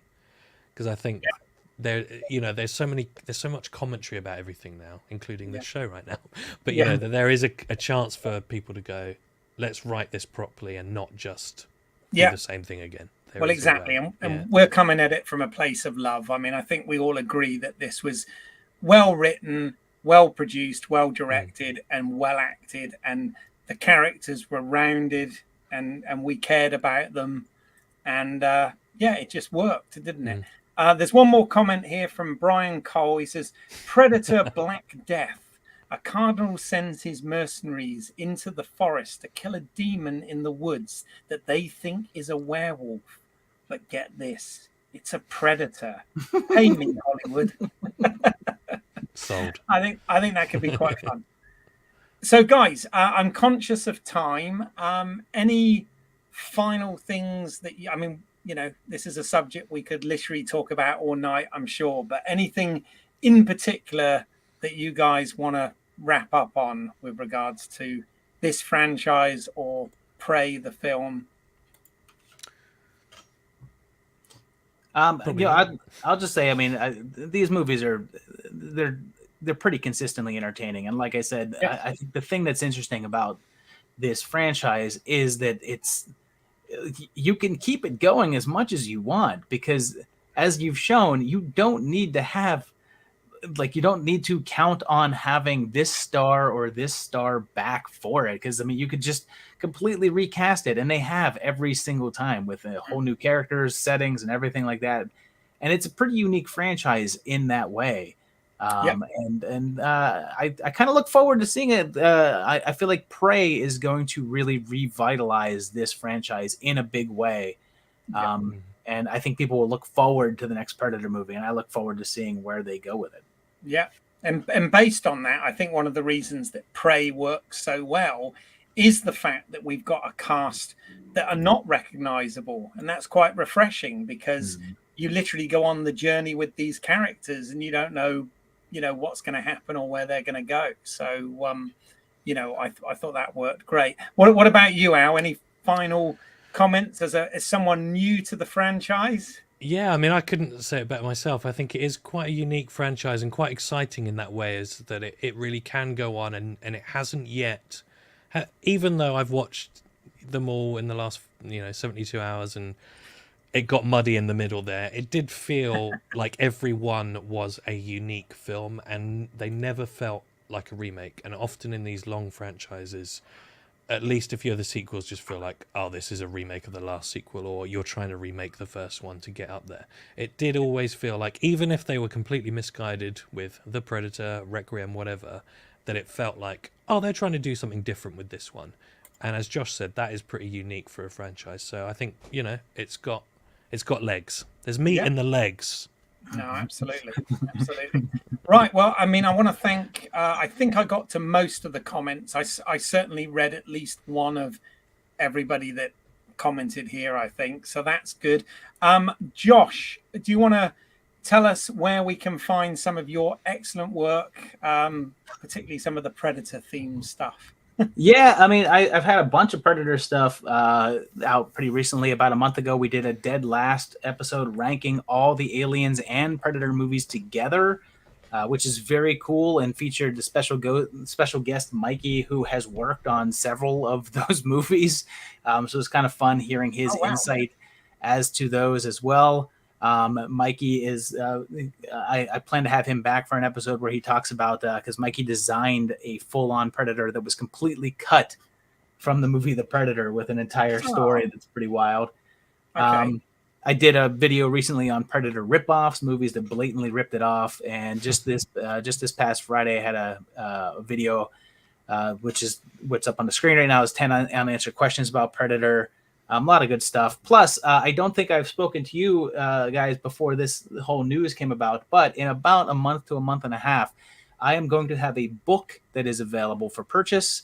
It's essentially going to be the Movie Timelines book. The title is still pending, but it looks like it might be called Timelines of Terror, the fractured continuity of horror movie sequels. Oh, man.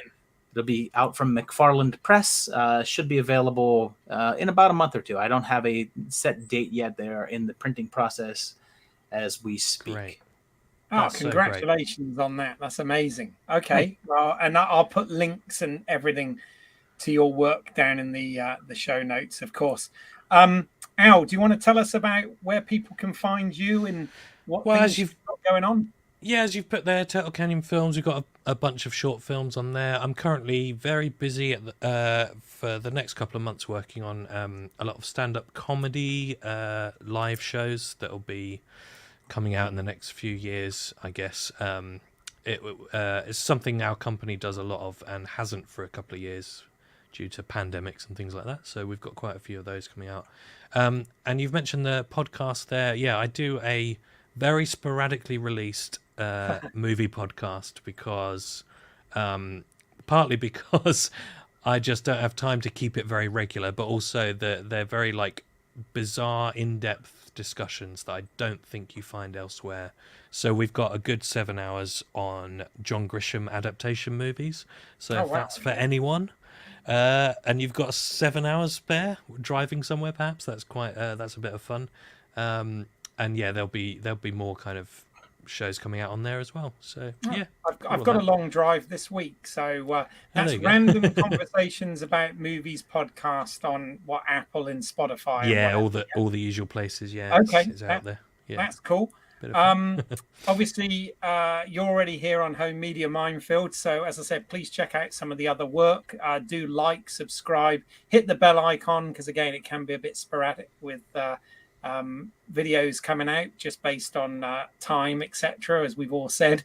I also have another YouTube channel called British Isles, which is EYLES, as in my last name, and I've got an anthology of short horror films and thrillers on there called The Urban Chiller Tales. And I'm also working on Mike Tack, who made a couple of comments in the chat today. He and I are working on a feature at the moment called Car Cam, which we've written, produced, and directed together, and I'm in. and we're hoping to get that finished before the end of this year. So that's currently back in production. It's had a few delays for various reasons out of our control. If you want to look at some of the other content as well, recent and coming soon, if you've enjoyed myself, Josh, and Al having these discussions, then we also have them on the Halloween franchise, the Scream franchise, the Friday the 13th franchise, and Texas Chainsaw Massacre. Plus, we did an episode talking about the Timothy Dalton Bond films. So please check out those if you get an opportunity. Also, coming later this week, I've got an interview with the guys who organised and created the London Action Film Festival, which was on last weekend, which is where I saw Predator 2 with John McTiernan Q&A. Also, we saw Die Hard and Con Air with a Q&A from Simon West, the director on that. So that was pretty fun as well. But yeah, I just want to thank my guests and everybody for tuning in. Really appreciate it, guys. Love speaking with you about these things, and I'm sure we'll have more to come. Please comment in the notes below if you've got some more comments or there's anything in particular you want us to do. But other than that, I will say thank you, and we'll see you next time on Home Media Minefield Presents Let's See What's Out There. Bye for now. Bye, guys. Bye. Thank you.